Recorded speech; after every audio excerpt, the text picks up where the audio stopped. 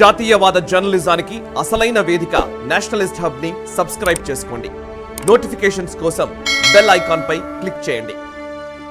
నమస్తే, నేను మణిశ్రీ. ఎప్పుడు వివాదాల్లో ఉంటారు జ్యోతిర్మఠం శంకరాచార్య స్వామి అవిముక్తేశ్వరానంద. రాజకీయాలపై తనదైన శైలిలో వ్యాఖ్యలు చేయడంతో విమర్శలు ఎదుర్కొంటూ ఉంటారు. తాజాగా మహారాష్ట్ర సీఎం ఏక్నాథ్ షిండేపై అవిముక్తేశ్వరానంద మరోసారి వివాదాస్పద వ్యాఖ్యలు చేశారు. ఆయన ద్రోహి అంటూ విమర్శించారు. ఇటీవల ముంబైలో మాజీ ముఖ్యమంత్రి ఉద్ధవ్ ఠాక్రేతో సమావేశమయ్యారు. ఆ తర్వాత మీడియాతో మాట్లాడుతూ ఉద్ధవ్ ఠాక్రేకు కొందరు ద్రోహం చేశారని, చాలా మంది ప్రజలు వేదనకు గురవుతున్నారని చెప్పారు. ఠాక్రేను మోసం చేసిన వారిపై ప్రజల వ్యతిరేకత ఇటీవల జరిగిన లోక్సభ ఎన్నికలో ప్రతిబింబించిందని తెలిపారు. ఆయన మళ్లీ సీఎం అయ్యే వరకు ప్రజల బాధ తీరదని వ్యాఖ్యానించారు. సరస్వతి వ్యాఖ్యలపై బీజేపీ ఎంపీ నటి కంగనా రనౌత్ మహారాష్ట్ర ముఖ్యమంత్రి ఏక్నాథ్ షిండేకు మద్దతుగా నిలిచారు. షిండేను ద్రోహి అని పిలవడం ద్వారా అందరి మనోభావాలను దెబ్బతీశారని అన్నారు. రాజకీయాల్లో పొత్తులు, ఒప్పందాలు, పార్టీల విభజన చాలా సాధారణం, రాజ్యాంగబద్ధం. 1907లో కాంగ్రెస్ పార్టీ చీలిపోయింది. మళ్లీ 1971లో కూడా చీలిపోయింది. రాజకీయ నాయకుడు రాజకీయం చేయకుంటే పానీపూరిలు అమ్ముతారా అని రనౌత్ ట్విట్టర్లో అన్నారు.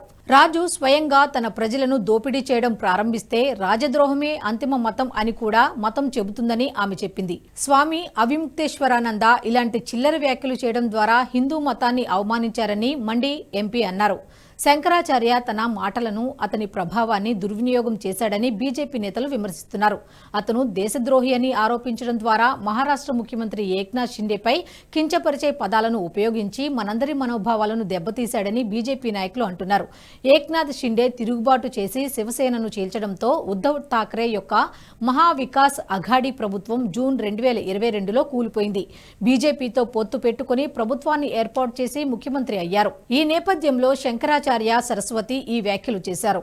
శంకరాచార్య సరస్వతి రాజకీయాలపై వ్యాఖ్యలు చేయడం ఇదే తొలిసారి కాదు. గతంలోనూ ఇటువంటి వ్యాఖ్యలు చేసి విమర్శలకు గురయ్యారు. కొద్ది వారాల క్రితం లోక్సభలో హిందువులపై కాంగ్రెస్ అధినేత రాహుల్ గాంధీ చేసిన వ్యాఖ్యలు వివాదాస్పదం అయ్యాయి. శంకరాచార్య సరస్వతి ఈ విషయంలో రాహుల్కు మద్దతు పలికారు. హిందూ తత్వాన్ని తప్పుబట్టేలా రాహుల్ ఎటువంటి వ్యాఖ్యలు చేయలేదని స్పష్టం చేశారు. రాష్ట్రపతి ప్రసంగానికి ధన్యవాదాలు తెలిపే తీర్మానంపై ఈ నెల 2న జరిగిన చర్చ సందర్భంగా రాహుల్ గాంధీ లోక్సభలో ప్రసంగించారు. బీజేపీ నేతలు దేశ ప్రజలను మత ప్రాతిపదికన విభజిస్తున్నారంటూ ఆరోపించారు. తమను తాము హిందువులమని చెప్పుకునే కొందరు 24 గంటలు హింస, ద్వేషం, అసత్యం గురించే మాట్లాడుతున్నారంటూ దుయ్యబట్టారు. బీజేపీ నేతలు ప్రజలను మత ప్రాతిపదికన విభజిస్తున్నారని ఆరోపించారు. రాహుల్ గాంధీ మొత్తం హిందూ సమాజాన్ని హింసాత్మక సమాజంగా అవమానించారని ప్రధాని నరేంద్ర మోదీ ఆరోపించారు. దీంతో పార్లమెంట్లో బీజేపీ, కాంగ్రెస్ ఎంపీల మధ్య తీవ్ర వాగ్వాదం చోటు చేసుకుంది. రాహుల్ గాంధీ వ్యాఖ్యలను స్పీకర్ ఓం బిర్లా పార్లమెంటు చర్చల నుంచి తొలగించారు.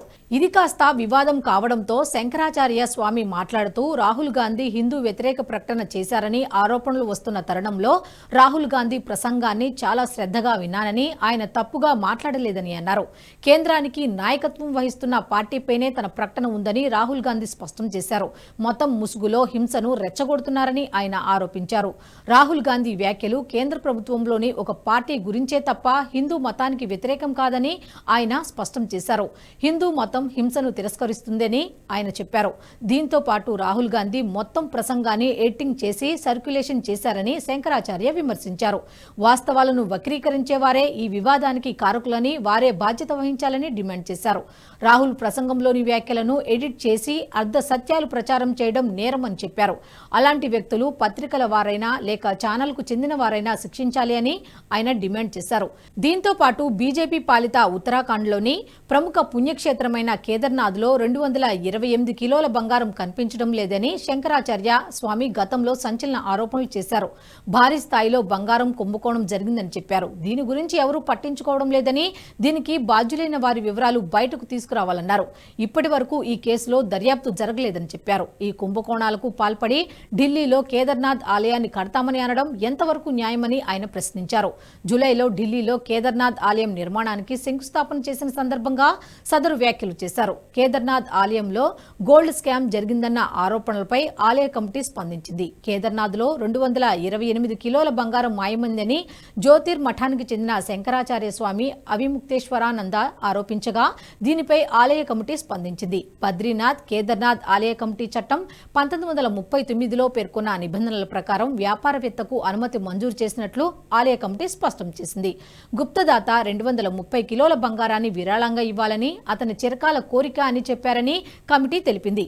కేదార్నాథ్ గర్భగుడి గోడలను బంగారంతో తాపడం చేశారని రాష్ట్ర ప్రభుత్వం ఈ నిర్ణయాన్ని ఆమోదించిందని బీకేటీసీ తెలిపింది. భారత పురావస్తు శాఖ నిపుణుల పర్యవేక్షణలో బంగారు పూత పోయడం జరిగిందని తెలిపారు. దాత తన స్థాయిలో స్వర్ణకారుల నుండి రాగి పలకలను సిద్ధం చేసి ఆపై వాటిపై బంగారు పొరలను సమర్పించారు. దాత తన ఆభరణాల ద్వారా ఆలయంలో ఈ ప్లేట్లను అమర్చాడని వెల్లడించింది. ఈ ఆరోపణలపై బద్రీనాథ్, కేదార్నాథ్ ఆలయ కమిటీ చైర్మన్ అజేంద్ర అజయ్ మాట్లాడుతూ శంకరాచార్యకు సవాల్ విసిరారు. వాస్తవాలను ప్రజల ముందు ఉంచాలని డిమాండ్ చేశారు. కేదార్నాథ్ ఆలయంపై ఆధ్యాత్మిక గురువు చేసిన ప్రకటన చాలా దురదృష్టకరమని చెప్పారు. తాను శంకరాచార్య స్వామిని గౌరవిస్తానన్నారు. కానీ ఆయన రోజంతా ప్రెస్ కాన్ఫరెన్స్లతో గడుపుతారని, వివాదాలు సృష్టించడం, సంచలన వ్యాఖ్యలు చేయడం, వార్తల్లో ఉండటం శంకరాచార్య స్వామికి అలవాటని అన్నారు. వాస్తవాలు, సాక్ష్యాలను వెలుగులోకి తీసుకురావాలని శంకరాచార్యకు సవాల్ విసిరారు. స్వామీజీ ప్రకటనలు చేసే కన్నా అధికారుల వద్దకు వెళ్లి సాక్ష్యాలు సమర్పించి విచారణకు డిమాండ్ చేస్తే బాగుండేదని చెప్పారు. అధికారులను నమ్మకపోతే సుప్రీంకోర్టు, హైకోర్టుకు వెళ్లి పిల్ దాఖలు చేయాల్సిందన్నారు. ఆయన వద్ద నిజంగా ఆధారాలు ఉంటే దర్యాప్తును డిమాండ్ చేయాలని సవాల్ విసిరారు. కేదార్నాథ్పై స్వామీజీ వ్యాఖ్యలు మానుకోవాలని అజేంద్ర అన్నారు. కేదార్నాథ్ ఆలయ గౌరవాన్ని దెబ్బతీసేలా పనిచేయడం మానుకోవాలని హితవు పలికారు. ఈ వ్యాఖ్యలన్నీ కాంగ్రెస్ అజెండాలో భాగమని ఆరోపించారు. శంకరాచార్యకు కాంగ్రెస్ తో సన్నిహిత సంబంధాలు ఉన్నాయని బీజేపీ నేతలు తరచూ ఆరోపణలు గుప్పిస్తున్నారు. అందులో భాగంగానే ఆయన అసంబద్ధ వ్యాఖ్యలు చేస్తున్నారనేది కమలం పార్టీ నేతల భావన. ఈయనను కాంగ్రెస్ వాడుకుంటోందని విమర్శిస్తున్నారు. అయితే ఇందులో నిజమెంత అన్నది తెలియాలంటే వేచి చూడాల్సిందే. ఈ వీడియో మీకు నచ్చినట్టయితే లైక్ చేయండి, 10 మందికి షేర్ చేయండి. అలాగే కామెంట్ల రూపంలో మీ అభిప్రాయాలను మాతో పంచుకోండి. Nationalist hub group of channels ను సబ్స్క్రైబ్ చేసుకుని తెలుగునాట జాతీయవాద జర్నలిజాన్ని ప్రోత్సహించండి. ఈ వీడియో కింద ఉన్న బెల్ ఐకాన్ పై క్లిక్ చేయడం మర్చిపోవద్దు.